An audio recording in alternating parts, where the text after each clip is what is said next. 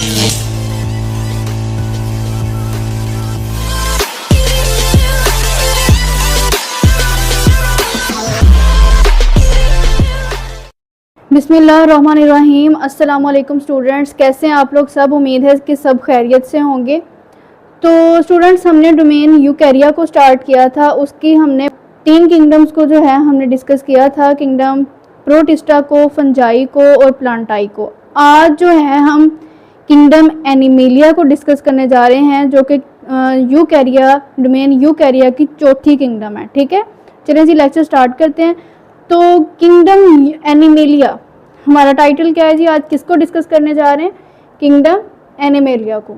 अब kingdom animalia जो है, क्योंकि ये बिलोंग करती है डोमेन यूकैरिया से, तो ज़ाहिर सी बात है हमने बार बार इस बात को रिपीट किया कि डोमेन यूकैरिया में तमाम के तमाम जो हैं वो क्या आएंगे, यूकैरियोट्स। ठीक हो गया, क्या आएंगे, यूकैरियोट्स होंगे। अब यूकैरियोट्स हैं और किंगडम एनिमेलिया की हम बात कर रहे हैं, तो किंगडम एनिमेलिया में तमाम ऑर्गेनिजम्स एनिमल्स होंगे। ठीक है, जितने भी ऑर्गेनिजम्स इस किंगडम में मौजूद होंगे वो क्या होंगे, एनिमल्स होंगे। हमने पीछे प्रोटिस्टा में पढ़ा तमाम के तमाम प्रोटिस्ट होंगे, फंजाई में पढ़ा तमाम के तमाम फंजाई होंगे, और फिर हमने प्लांटाई के बारे में पढ़ा कि तमाम के तमाम प्लांट्स होंगे। और अब हम देख रहे हैं किंगडम एनिमेलिया में कि तमाम के तमाम ऑर्गेनिज्म इस किंगडम में आने वाले वो क्या होंगे, एनिमल्स होंगे। अब वो ऑर्गेनिज्म जो हैं वो यूकैरियोटिक भी हो सकते हैं, यूकैरियोटिक भी होंगे, मल्टी सेलुलर भी होंगे और हेटेरोट्रॉफिक भी होंगे। ठीक है, यूकैरियोटिक क्योंकि वो हैं यूकैरियोट्स, तो उनमें कौन से सेल्स पाए जाएंगे, यूकैरियोटिक। यूकैरियोटिक सेल की हमने बात की थी, कौन से सेल्स होते हैं जिनमें प्रोमिनेंट न्यूक्लियस पाया जाता है। ठीक है, और मेम्ब्रेन बाउंड ऑर्गेनेलीज प्रेजेंट होती हैं। और मल्टी सेलुलर यानी कि एक से ज्यादा सेल से मिलकर बने हुए होंगे वो। और तीसरी बात कि वो हेटेरोट्रॉफिक होंगे। इसकी भी बात हमने पहले की कि हेटेरोट्रॉफिक ऐसे ऑर्गेनिज्म जो अपनी खुराक जो है वो खुद तैयार नहीं कर सकते, ऐसे ऑर्गेनिजम्स होंगे। अब ये जो ऑर्गेनिजम्स हैं ये एम्ब्रियो से डेवलप होते हैं। किससे होते हैं, एम्ब्रियो से। अब इनके पास जो है किंगडम एनिमेलिया में आने वाले जो ऑर्गेनिजम्स हैं, इनके पास एबिलिटी है कि ये अपनी फूड को दूसरे ऑर्गेनिजम्स की तरह एब्जॉर्ब करने की बजाय उनके पास एबिलिटी है ये फूड को इंजेस्ट करते हैं, निगलते हैं।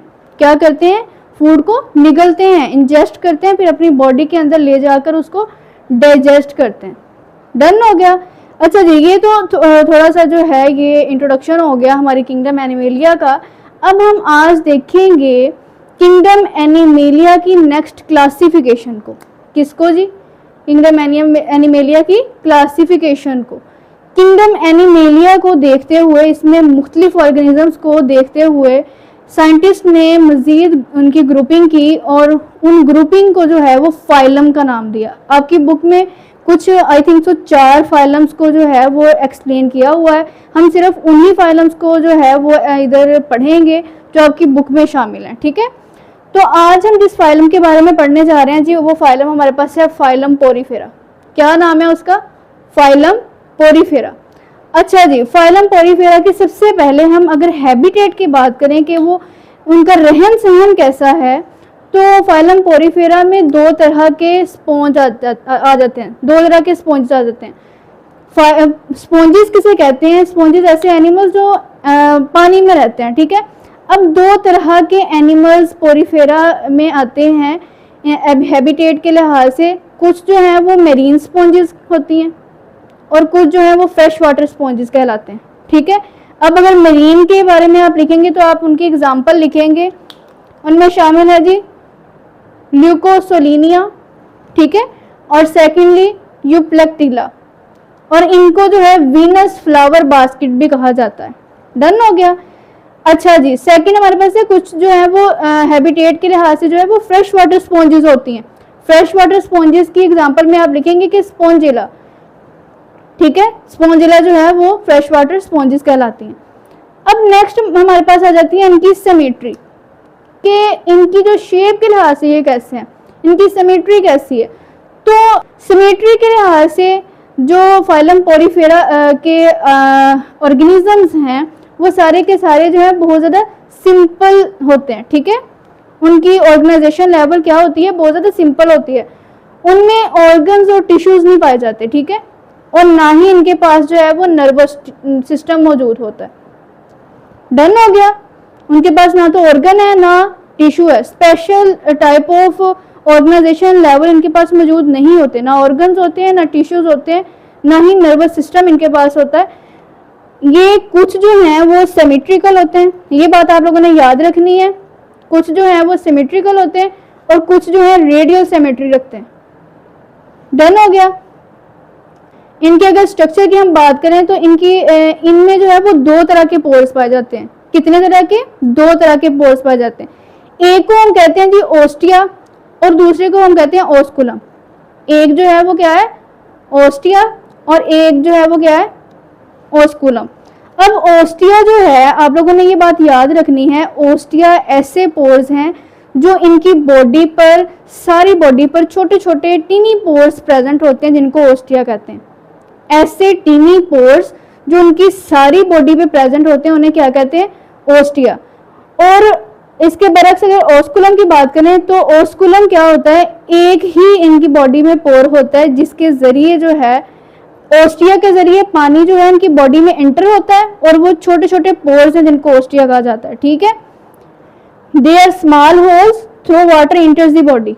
छोटे छोटे होल्स हैं, छोटे छोटे टीनी होल्स हैं जिनके जरिए से वाटर इनकी बॉडी में क्या होता है?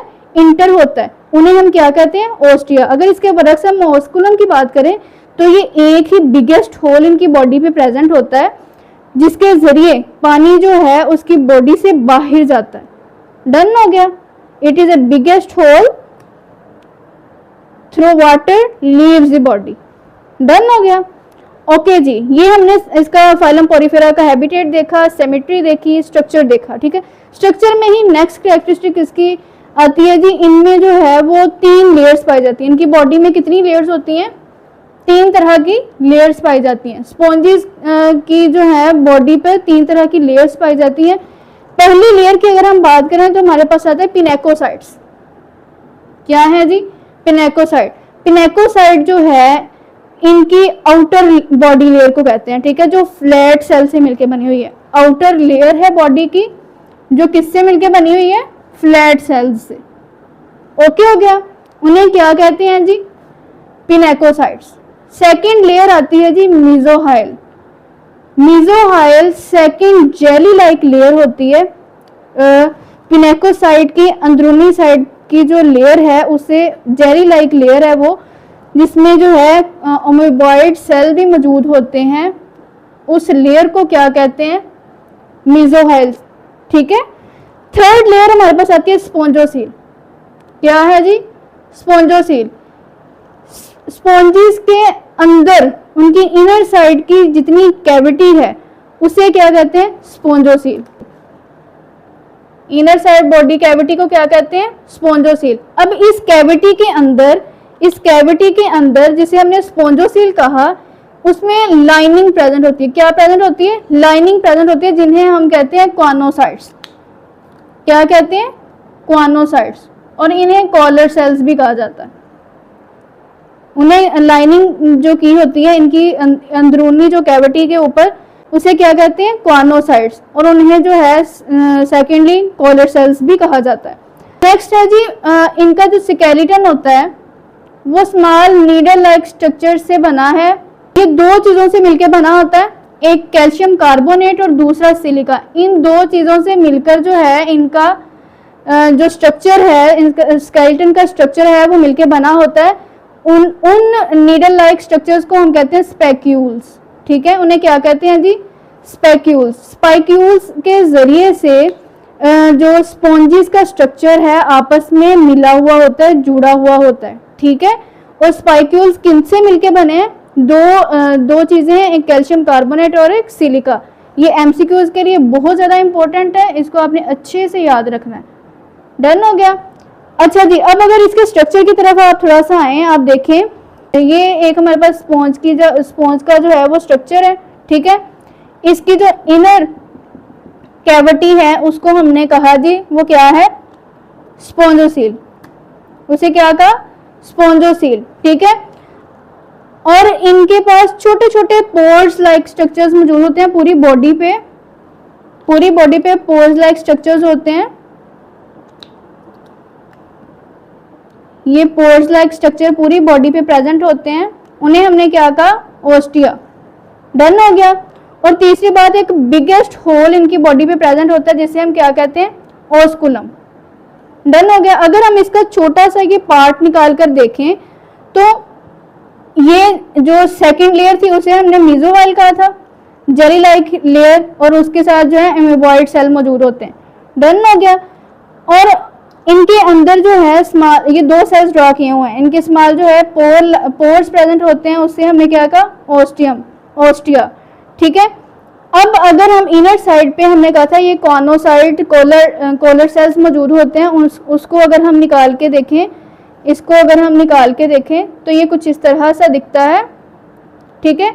जिसपे जो है वो फ्लैजेला भी मौजूद होते हैं, और ये इन सेल्स को क्या कहते हैं, कॉनोसाइट्स, कोलर सेल्स भी इन्हें कहा जाता है। डन हो गया। अच्छा जी, ये इनका था स्ट्रक्चर थोड़ा सा। आगे अगर हम इसकी रिप्रोडक्शन की बात करें तो इनमें रिप्रोडक्शन जो है वो एसेक्सुअली होती है। कैसे होती है जी, ये हमेशा एसेक्सुअली रिप्रोड्यूस करते हैं। एसेक्सुअली दो प्रोसीजर्स के जरिए ये रिप्रोड्यूस करते हैं। एक हमारे पास आता है जी बडिंग, और दूसरा रीजनरेशन। डन हो गया। बडिंग और रीजनरेशन के जरिए ये एसेक्सुअली क्या करते हैं, रिप्रोड्यूस करते हैं। और बाज़ औक़ात कुछ ऐसी कंडीशंस, कुछ ऐसी बैड कंडीशंस आ जाती हैं जिनमें ये जो स्पॉन्जीज होते हैं ये टीनी कैप्सूल्स बनाते हैं। ठीक है। क्या बनाते हैं, टीनी कैप्सूल्स बनाते हैं, जिन्हें गैम्यूल्स भी कहा जाता है। ठीक है। जिन्हें क्या कहा जाता है, गैम्यूल्स भी कहा जाता है। अब ऐसी कंडीशन जब स्पॉन्जीज जो हैं वो मर गए हैं, ठीक है, वो ख़त्म हो गए हैं, डाई हो गए हैं, तो इस कंडीशन में वो जो गैम्यूल्स उन्होंने बनाए थे उस बैड कंडीशन में सरवाइव करने के लिए, तो वो ग्रो होते हैं और एक न्यू स्पॉन्ज बना लेते हैं। ठीक है।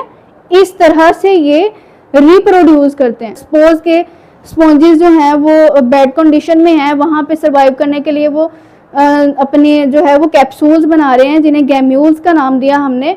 तो ऐसी कंडीशन जहाँ वो मर जाएं, डाई हो जाते हैं स्पॉन्जेस, तो ऐसी कंडीशन में वो जो गैम्यूल्स बनाए थे उन्होंने, वो न्यू इंडिविजुअल्स में चेंज हो जाते हैं, न्यू इंडिविजुअल बना लेते हैं, न्यू स्पॉन्ज बना लेते हैं जब उन्हें बेटर कंडीशन मिलती है। डन हो गया। ये था जी हमारा आज का छोटा सा टॉपिक, जिसमें हमने किंगडम एनिमेलिया का जो है सबसे पहले इंट्रोडक्शन देखा, फिर उसकी क्लासिफिकेशन देखी। किंगडम एनिमेलिया में बहुत सारे हमने कहा कि फाइलम्स आते हैं, जिसमें हमने आज एक फाइलम को डिस्कस किया जो कि था फाइलम पोरिफेरा। फाइलम पोरिफेरा में हमने सबसे पहले फाइलम पोरिफेरा का हैबिटेट देखा, फिर उसकी सिमेट्री देखी, फिर उसका स्ट्रक्चर देखा कि उसमें दो तरह के पोर्स होते हैं, ओस्टिया और ओस्कुलम। फिर उसके बाद हमने उसकी सेल वॉल के हवाले से उसकी 3 लेयर्स देखी कि पिनेकोसाइट्स होती हैं लेयर्स, एक लेयर, और सेकेंडली मीजोहाइल लेयर होती है, फिर स्पॉन्जिसील होती है इनमें कोनोसाइट्स होते हैं जिन्हें कोलर सेल्स भी कहा जाता है।